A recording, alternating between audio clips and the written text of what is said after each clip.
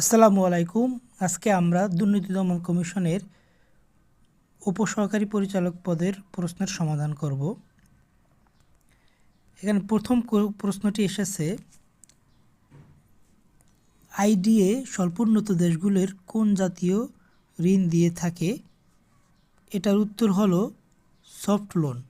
IDA মূলত soft loan দিয়ে থাকে এবং এর জন্য এটাকে বলা হয় সফট লোন উইন্ডো বলা হয়ে থাকে। তারপরে প্রশ্ন যে নাভাইয়া পারমাণবিক পরীক্ষা স্থানটি কোন দেশে অবস্থিত? এটা রাশিয়ায় অবস্থিত। তারপরে প্রশ্ন, কোন দেশটি ইউরোপিয়ান ইউনিয়নের সদস্য নয়? এটা হলো সুইজারল্যান্ড। যেহেতু সম্প্রতি বুলগেরিয়া হয়েছে, সুতরাং ইউরোপিয়ান ইউনিয়নের সদস্য হয়েছে সম্প্রতি বুলগেরিয়া, সুইজারল্যান্ড উত্তর হবে। আর আপনারা জেনে রাখুন, সুইজারল্যান্ড যেহেতু একটি নিরপেক্ষ দেশ, সুতরাং এটি ইউরোপীয় ইউনিয়নে জোটে যায়নি। আটলান্টিক সনদের ভিত্তিতে গঠিত হয় কোনটি? এটা আমরা সবাই জানি, জাতিসংঘ গঠিত হয়। বলশেবিক বিপ্লব কত সালে সংগঠিত হয়? এটি হলো 1917 সালে বলশেবিক বিপ্লব সংগঠিত হয়। পাপুয়া নিউগিনি কোন অঞ্চলের অন্তর্ভুক্ত? এটি হলো মেলানেশিয়া অঞ্চলের অন্তর্ভুক্ত পাপুয়া নিউগিনি। ডোনাল্ড ট্রাম্প প্রথম মেয়াদে যুক্তরাষ্ট্রের কততম প্রেসিডেন্ট ছিলেন? তিনি বর্তমান হলো 47, কিন্তু প্রথম মেয়াদে তিনি ছিলেন 45তম প্রেসিডেন্ট। তারপর ফেসিবাদের জনককে? আমরা এটা সবাই জানি, ইতালির বেনিতো মুসোলিনি হলেন ফেসিবাদের জনক। জনসাধারণের সার্বভৌম ক্ষমতার অধিকারী, এটি রুশোর একটি বিখ্যাত উক্তি।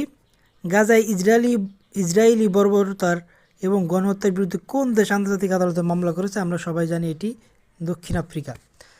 মার্কিন যুক্তরাষ্ট্রের স্বাধীনতা যুদ্ধে কোন দেশ প্রত্যক্ষভাবে সাহায্য করে? সেটা হলো ফ্রান্স। বিশ্বের প্রথম দেশ হিসেবে ধূমপান নিষিদ্ধ করে কোন দেশ? সেটি হলো ভুটান। মিশর কত সালে সুয়েজ খাল জাতীয়করণ করে? এটা হলো 1856 সালে।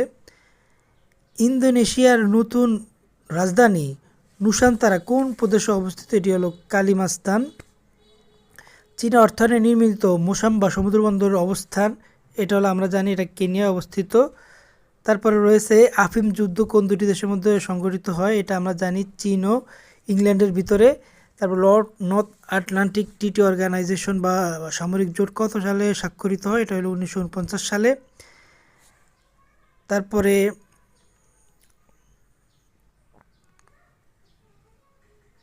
আমরা দেখব 1947 সালের প্যালেস্টাইন বিভাজনের পরিকল্পনা জাতিসংঘের কোন প্রস্তাবের মাধ্যমে? এটি হলো 181 নং প্রস্তাব। 181 নং প্রস্তাবের মাধ্যমে এটি হয়ে থাকে।